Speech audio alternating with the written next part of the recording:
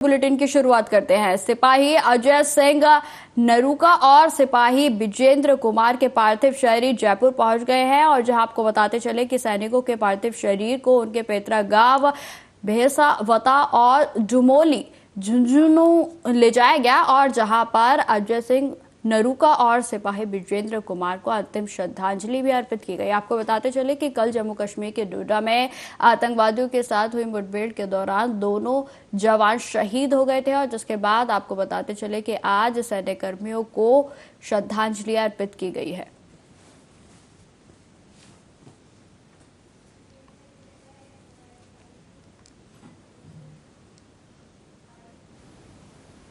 जम्मू में लगातार हो रहे आतंकी हमले पर एआईएमआईएम के प्रमुख असदुद्दीन ओवैसी ने कहा कि प्रधानमंत्री नरेंद्र मोदी कहते थे कि हम घर में घुसकर मारेंगे, फिर अब क्या हो रहा है? यह सरकार की विफलता है। वे आतंकवाद को नियंत्रित नहीं कर पा रहे हैं। डोडा में जो कुछ भी हुआ है वह बहुत ही खतरनाक है। तो वहीं आपको बताते चले कि एआईएमआईएम के प्रमुख असदुद्दीन ओवैसी के बयान पर पलटवार करते हुए छत्तीसगढ़ के मुख्यमंत्री विष्णुदेव साय ने कहा कि दुनिया देख रही है कि किस तरह से घर में घुसकर मारा है और कैसे सर्जिकल स्ट्राइक, एयर स्ट्राइक की गई। नरेंद्र मोदी बड़ा बात कर रहे थे, बड़ी बात कर रहे थे, हम घर में घुस के मारे। क्या हो रहा है फिर ये? तो ये सरासर नाकामी है गवर्नमेंट की। टेररिज्म को कंट्रोल नहीं कर पा रहे और डोडा में जो हुआ है ये तो एलओसी से बहुत दूर है, तो इसलिए बहुत तशवीशनाक और डेंजरस बात है। ये दुनिया देख रही है किस तरह से घर में घुस के मारे हैं, कैसे सर्जिकल स्ट्राइक की है, जिससे एयर स्ट्राइक की है। वीआईपी पार्टी प्रमुख मुकेश सहनी के पिता की हत्या पर केंद्रीय गृह राज्य मंत्री नित्यानंद राय की प्रतिक्रिया सामने आई है, जिसमें उन्होंने कहा कि यह बहुत ही दुखद है। इस दुख की घड़ी में हम वीआईपी पार्टी प्रमुख मुकेश सहनी के साथ खड़े हैं। कार्रवाई शुरू हो गई है। सरकार ने बड़ी तत्परता और गंभीरता से इस विषय को लिया है। साथ ही उन्होंने यह भी कहा कि अपराधियों के खिलाफ कठोर से कठोर कार्रवाई होगी। अब देखिए, बहुत ही दुखद है, अत्यंत दुखद है और इस दुख की घड़ी में हम लोग वीआईपी के अध्यक्ष मुकेश सहनी जी के साथ हैं। पुलिस अपराधियों के तह तक चली गई है और कार्रवाई शुरू है। सरकार बड़ी तत्परता से और गंभीरता से उस विषय को लिया है। इस दुख की घड़ी में मुकेश जी के साथ हम लोग हैं। जो भी अपराधी है उस पर कठोर से कठोर कार्रवाई होगी। एसआईटी माननीय नीतीश जी की सरकार गठित कर दी है और अपराधी लगभग पुलिस के घेरे में आ चुके हैं। जल्द ही सहनी परिवार को, मुकेश जी के परिवार को, उस पीड़ित परिवार को न्याय मिले। खबरों में आगे बढ़ते हैं। छत्तीसगढ़ के मुख्यमंत्री विष्णुदेव साय ने कहा कि प्रधानमंत्री नरेंद्र मोदी ने चुनाव प्रचार के दौरान वादा किया था कि भाजपा की सरकार बनेगी तो सीबीआई के द्वारा पीएससी में घोटाले हुए पर उसकी जांच होगी और अब जांच प्रारंभ हो गई है। आगे उन्होंने क्या कुछ कहा, आप सुनिए। हाँ, तो वादा था हमारे माननीय प्रधानमंत्री जी का भी चुनाव प्रचार के दौरान कि भारतीय जनता पार्टी की सरकार बनेगी तो सीबीआई के द्वारा जो पीएससी में घोटाले हुए उसकी जांच होगी और वो जांच प्रारंभ हो गई। मध्य प्रदेश के बुरहानपुर जिले में महिला समूह को कर्ज वितरण कर उनसे अवैध वसूली की जा रही है और जिसे लेकर बड़ी संख्या में महिलाएं मंगलवार को शिकायत लेकर जन सुनवाई के लिए पहुंची और जहां महिलाओं का लगातार यही कहना है कि कुछ सालों से पावर लूम उद्योग की स्थिति ठीक नहीं है। बेरोजगारी के चलते घर चलाना बेहद ही मुश्किल हो गया है और ऐसे में कुछ महिलाओं को समूह लोन के माध्यम से कर्ज के जाल में फंसा लिया गया। महिलाओं ने कहा कि हमने फाइनेंस कंपनी और निजी बैंकों से समूह के माध्यम से लोन लिया है। कर्ज अदा न करने पर फाइनेंस कंपनी और बैंकों के वसूली जो अधिकारी हैं उन्होंने उनके साथ अभद्र व्यवहार करते हुए हमें परेशान कर अवैध रूप से ब्याज की वसूली की जा रही है। बैंकों के कर्मचारियों के द्वारा महिलाओं के कम पढ़ी लिखी होने का फायदा उठाया जाता है और जिले भर में महिलाओं के साथ हो रहे अत्याचार को लेकर कांग्रेस और AIMIM के नेताओं ने भी इसे गलत बताया है। देखिए, भाजपा सरकार हमेशा से महिला सशक्तिकरण की बात करती है और देखा जाए तो ये महिलाओं को कमजोर करने की नीति अपना रही है। ये माइक्रो फाइनेंस के माध्यम से 10-10 हजार रुपए, 2-2 हजार रुपए, 5-5 हजार रुपए के लोन बांटे हुए हैं बैंकों द्वारा, और वो बैंक वसूली के नाम पे लोगों को इतना प्रताड़ित कर रही है जिसकी कोई हद नहीं है। और इसको लेके हम सब विरोध कर रहे हैं क्योंकि इससे कम से कम 10,000 महिलाएं पीड़ित है और ये कोई छोटा सा स्कैम नहीं दिख रहा है, बहुत बड़ा स्कैम दिख रहा है। जब आपने लोन बांटा था उसी टाइम शर्तें मनाई होगी, पर ये कौन सा तरीका है कि घर में घुस के जाके किसी का सामान उठा के ले आ रहे हैं, किसी की शादी नहीं होने दे रहे हैं। तो इसमें FIR दर्ज होनी चाहिए और अगर FIR दर्ज नहीं होगी तो हम आंदोलन करेंगे बहुत ताकत से। और किसी भी गरीब को परेशान करने का किसी को अधिकार नहीं है। मैं आपके माध्यम से निवेदन करना चाहता हूं कि इसमें प्रशासन द्वारा सख्त से सख्त कार्रवाई करी जाए। खबरों में आगे बढ़ते हैं। उत्तर प्रदेश में अयोध्या जिले के थाना महाराजगंज क्षेत्र के वहद ग्राम बदाकरपुर सराय सागर के रहने वाले एक पीड़ित युवक आदर्श मिश्रा ने अज्ञात दबंगों के द्वारा लोहे की रोड, लाठी डंडों और पिस्टल से जमकर उसकी पिटाई की गई और जिसमें कि आपको बताते चले कि पीड़ित की ओर से लगातार यही आरोप लगाए जा रहे हैं। उनका आरोप यह भी है कि 9 जुलाई को तकरीबन 5:30 बजे अपने घर से बाहर वह निकला था और जिस पर वह फोन पर बात कर रहा था कि तभी अज्ञात लोगों के द्वारा मेरे ऊपर हमला करने लगे और लाठी डंडे समेत लोहे की रॉड से मुझ पर हमला किया गया। और उसी समय जब मैं चिल्लाने लगा तो वहां के लोग इकट्ठा होकर मुझे बचाने के लिए आ गए, जिसमें सभी लोग गाड़ी लेकर भाग गए और एक गाड़ी पकड़ी गई। वहीं आपको बताते चले कि मामले में 6 लोगों का चेहरा देख पाया था जो वो पीड़ित है और बाकी सारे जो लोग हैं वो नकाबपोश थे और जिनकी वजह से उनकी पहचान नहीं हो पाई। वहीं आपको बताते चले कि मामले में आरोप यह भी है कि थाने में FIR होने के बावजूद भी अभी तक कोई भी कार्रवाई नहीं की गई है। वह लोग हमें जान से मारने की धमकी दे रहे हैं। लगातार यही पीड़ित की ओर से आरोप लगाए जा रहे हैं। साथ ही साथ जिनकी कॉल रिकॉर्डिंग मेरे पास है, ये सब तमाम जानकारियां जो है वो पीड़ित के द्वारा दी गई। फोन से बातें करते हुए बाहर निकले थे। इसके बाद 40 से 50 लोग आए और लाठी डंडे पिस्टल से सब लोग वार करने लगे। हमारे गांव चिल्लाने पे गांव वाले आए और बचाने लगे। इसके बाद वो सब भाग गई। एक गाड़ी उसमें से पकड़ी गई जो कि सुधांशु मिश्रा के नाम से रजिस्टर्ड है। 6 लोगों का हमने चेहरा देखा, बाकी सब नकाबपोश थे। कारण क्या बात नहीं पता है, आगे अगर वो लोग पकड़े जाते हैं तब बात पता लग जाएगी। इसके लिए हम थाने से FIR भी किए हैं। थाने वाले कुछ आगे कार्रवाई नहीं कर रहे हैं और सब टहल रहे हैं। अगर ऐसा नहीं होगा तो वो लोग आगे जान से मारने की धमकी भी दे रहे हैं। आगे कॉल रिकॉर्डिंग भी है हमारे पास, बराबर हमारे पास कॉल भी आ रहा है कि जान से मार देंगे, FIR वापस ले लो, ये है। अभी हम किसी के पास नहीं गए हैं जी। बिल्कुल जाना चाहेंगे सर। किस डेट तारीख का मामला था? शाम को 5:30 बजे रॉड से, लाठी डंडे से सबसे पीटने लगे आके। कितने लोग थे? लगभग डर के मारे यहाँ आ नहीं पाते, यहाँ आएंगे नहीं। इनको इतना मारा गया, मर जाने, इनको मारने आए थे, मार डालने आए थे। यह उनकी कृपा नहीं, ये हनुमान जी की कृपा है जो ये रह गए सुरक्षित। दूर दूर से ही, अभी कल इनके यहाँ कोई आया था, हम किसी के नाम नहीं लेना चाहते। आप सुलह कर लो। ये सुलह कैसे कर लें, हमको जानकारी हुई आदरणीय अश्विनी तिवारी से, जिला पंचायत चुनाव लड़ चुके हैं, कि फला को मारपीट हो गई। एक बार हम यहाँ निमंत्रण में आए थे, हमको जानकारी थी ये फला हैं। राकेश पांडे जी पूर्व सांसद भी आए थे।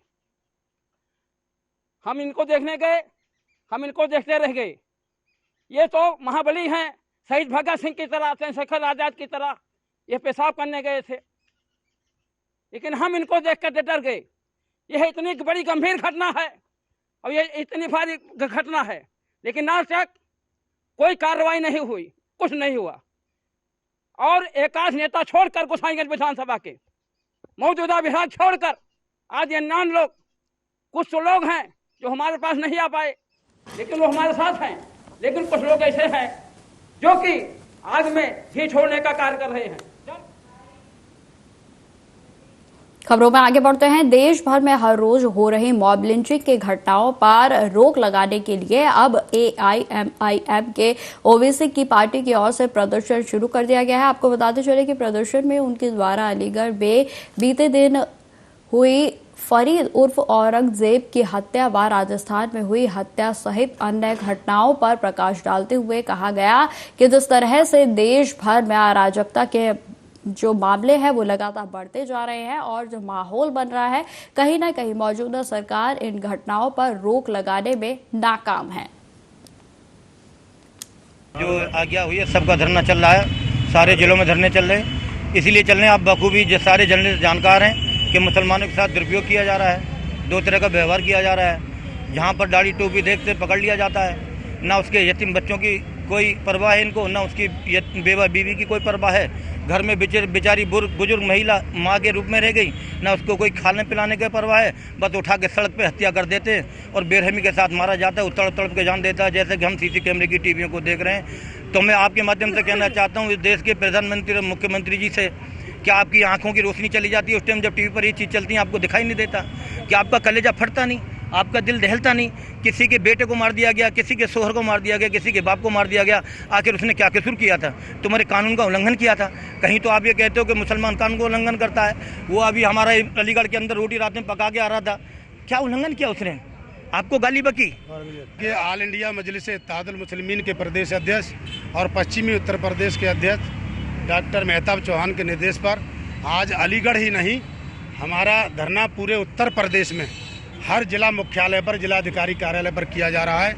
उन्हीं के निर्देश पर आज अलीगढ़ के जिला महानगर यूथ महिला और प्रदेश के तमाम पदाधिकारी और जिला महानगर के पदाधिकारी उत्तर प्रदेश सरकार में जो इस समय लिंचिंग हो रही है, चाहे वो हिंदुस्तान के उत्तर प्रदेश ही नहीं, हिंदुस्तान के तमाम सूबों में मुस्लिम और दलितों के खिलाफ मॉब लिंचिंग कर उनको मारा जा रहा है, उनकी हत्याएं की जा रही हैं और तमाम मुस्लिमों पर जो अत्याचार और दलितों पर हो रहा है और भ्रष्टाचार के खिलाफ और बुलडोजर नीति के खिलाफ यहाँ हम धरना प्रदर्शन कर जिलाधिकारी के माध्यम से देश की राष्ट्रपति महोदया महामहिम को ज्ञापन देने आए हैं। डिमांड क्या रखी है? डिमांड भी है कि हमारा 5 सूत्री ज्ञापन है।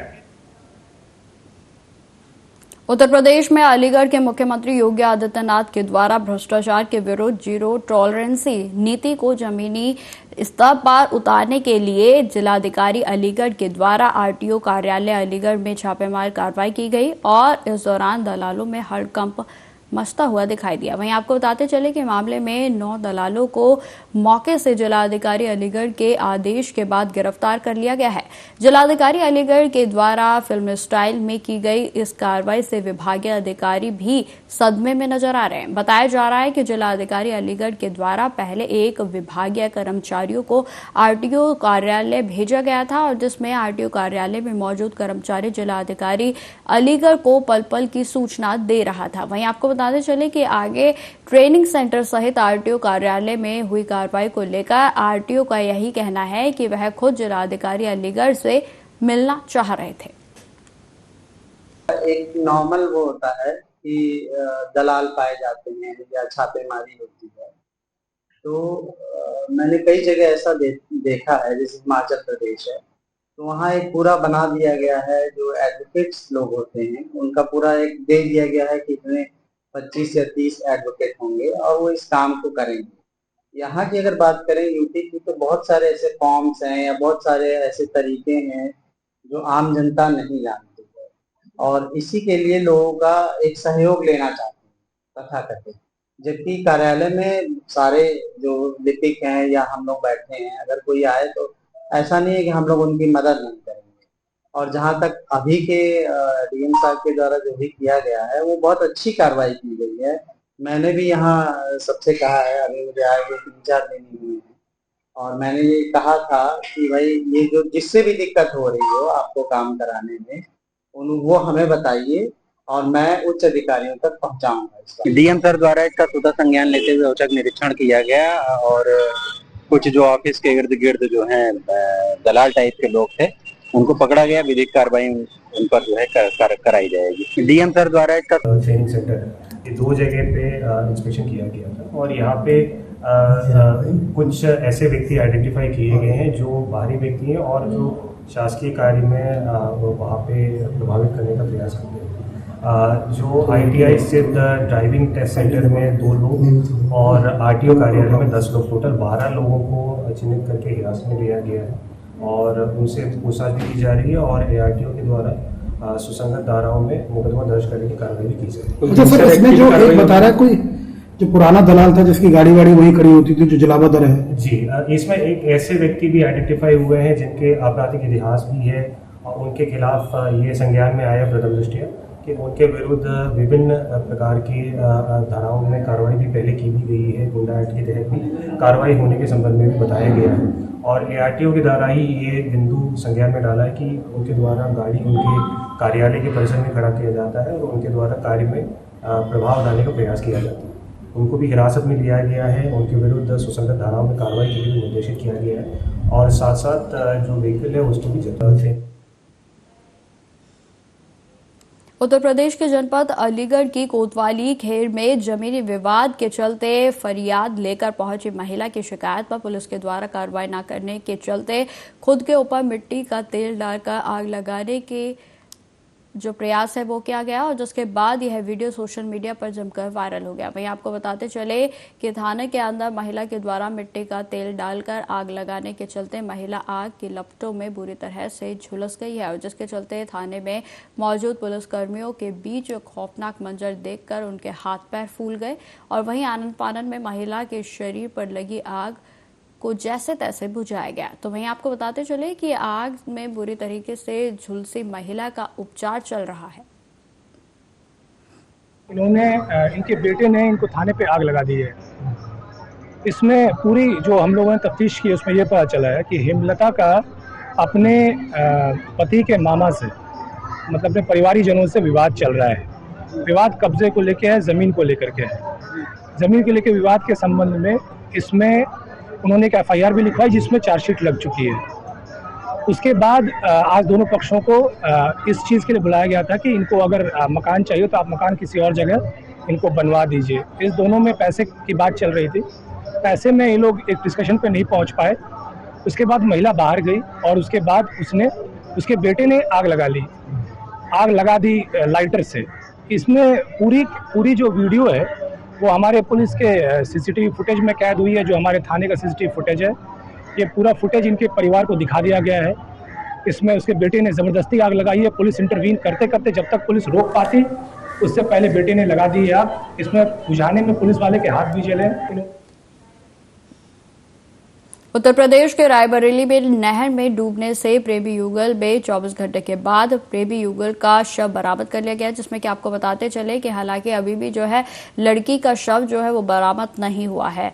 आपको बता दें कि मामले में कल प्रेमी युगल ने नहर में कूदकर आत्महत्या की थी। वहीं महिला का शव बरामद करने के लिए लगातार रेस्क्यू ऑपरेशन जारी है। मामला बदोखा थाना क्षेत्र के भाव गांव के पास का बताया जा रहा है, जिसमें अमन पुत्र राजेंद्र उम्र तकरीबन 22 वर्ष निवासी खानपुर का अपने मौसेरी बहन संगीता के साथ प्रेम प्रसंग चल रहा था और जिसके चलते बात खुलने व समाज के डर से दोनों प्रेमी युगल अमन व संगीता ने एक दूसरे का हाथ पकड़कर शारदा पुल से छलांग लगा दी थी।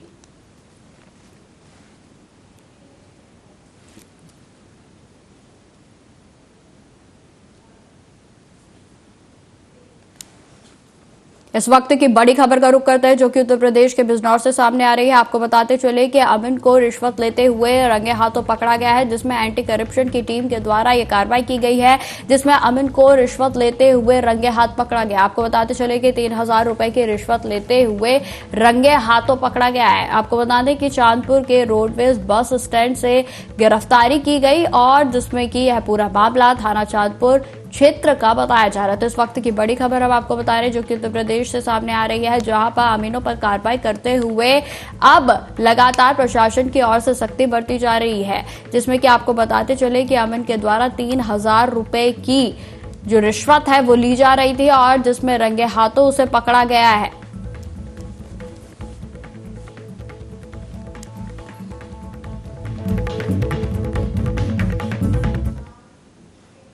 मध्य प्रदेश के बैतूल में इस साइंस में से भरे युग में भी आपको बताते चले कि झाड़ फूक का सहारा लिया जा रहा है। बताया जा रहा है कि ग्राम बजरवाड़ा की एक युवती को कोबरा सांप ने डस लिया था। सर्पदंश पीड़िता को जिला अस्पताल में भर्ती कराया गया और जहां अंधविश्वास की एक वानगी जो है वो देखने को मिली, जिसमें पीड़िता का जिला अस्पताल में डॉक्टरी इलाज चल रहा था और इसी बीच अस्पताल में स्टाफ की मौजूदगी में परिजन जो है वो जनों के द्वारा एक तांत्रिक से झाड़ फूक कर लगवाया गया और जिसका वीडियो सोशल मीडिया पर वायरल हो गया है। ये आज जो सुबह जनसुनवाई चल रही थी उस दौरान इस बात का जानकारी प्राप्त हुआ था कि अस्पताल में कोई सर्पदंश से एक लड़की आई थी। बेसिकली ट्राइबल समाज से बच्ची है, सर्पदंश से प्रभावित थी। उसके साथ में गांव से कोई उसके परिवारजनों के साथ साथ में उसके परिवारजन में से कोई धार्मिक मान्यता के अनुसार किसी ओझा को यहाँ पे ले आया था और वो अपनी कार्रवाई कर रहा था। इसी दौरान डॉक्टरों ने अपने उसके ऊपर आपत्ति ली और डॉक्टर ने उसको यहाँ से बाहर निकाला और अभी बच्ची का स्वास्थ्य अच्छा है। डॉक्टर ने उसको पूरी तरीके से पूरी संवेदनशीलता के साथ में उसको इलाज दिया। एक छोटी घटना है, ट्राइबल समाज में यदा कदा इस तरह की घटनाएं हो जाती हैं। उसी बात को लेके आज मैं यहाँ पे आया था। जो मौके पे जो मेडिकल स्टाफ था, पैरामेडिकल स्टाफ, उसका दायित्व था कि वो उनको घुसने ना दे, तो उसी बात को जांच की है और जो संबंधित कर्मचारी है, एएनएम है या जो वार्डवा है या जो सिक्योरिटी गार्ड है, उसके खिलाफ हम समुचित कार्रवाई कर रहे हैं। तो फिलहाल इस बुलेटिन में इतना ही। देश दुनिया की तमाम खबरों की जानकारी के लिए बने रहे हमारे साथ। नमस्कार।